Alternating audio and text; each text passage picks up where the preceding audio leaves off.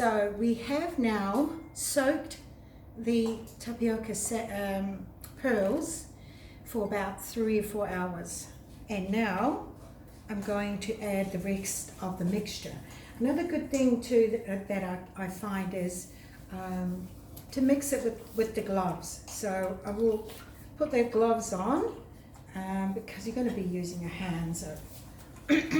So with this, just make a little well in the middle. Okay, so here I have 1 cup of coconut, desiccated coconut, so we could put that in. Look, you can add to your own taste, like maybe you could put a half a cup in if you don't want too much coconut, or 1 cup. I prefer to have quite a lot of coconut. And with this here, this is sugar. So it's not much sugar here, it's only 2 tablespoons, okay? So 2 tablespoons of sugar. You don't want it too sweet.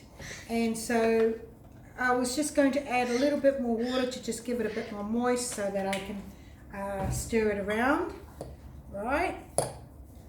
Mix it right in.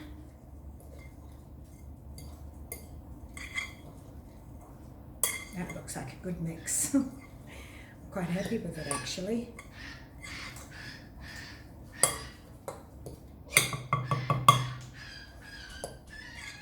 My mum used to like saying that she liked to use her hands to mix it around.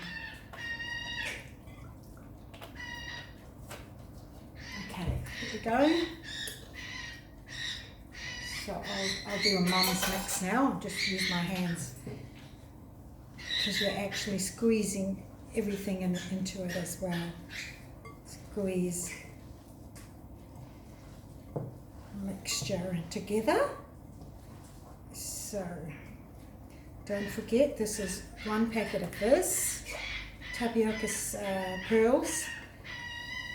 It's coconut water. You can use milk instead of coconut water if you prefer milk, and then just put in about soak it for 3 or 4 hours, which is long enough for me, but some people leave overnight. Then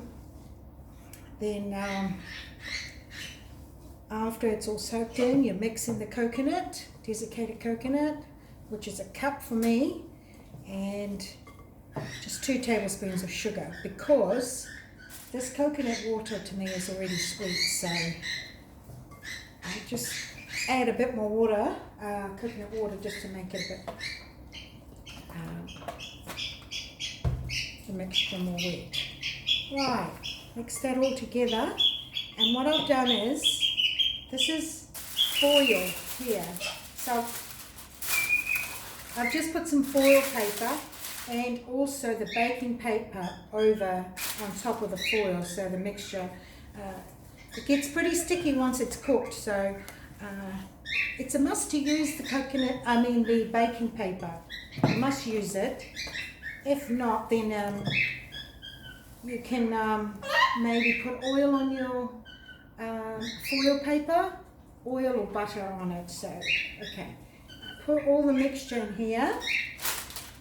Okay, as I was saying before, there you go. Put all the mixture in here and just wrap it up. If you don't need to mix it anymore, just wrap it up first with the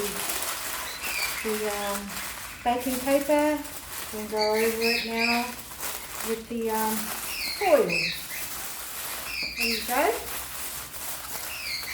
It's basically, shaped like a loaf. You need to do this because this is how it cooks. This is how it slowly cooks in there. Okay, there you go. And now my oven has been heating up, so put your oven on the lowest, maybe 120. 120, low heat for an hour and a half to 2 hours. Slow cooking. Slow cook. So there we go. And we'll come back again once that is cooked.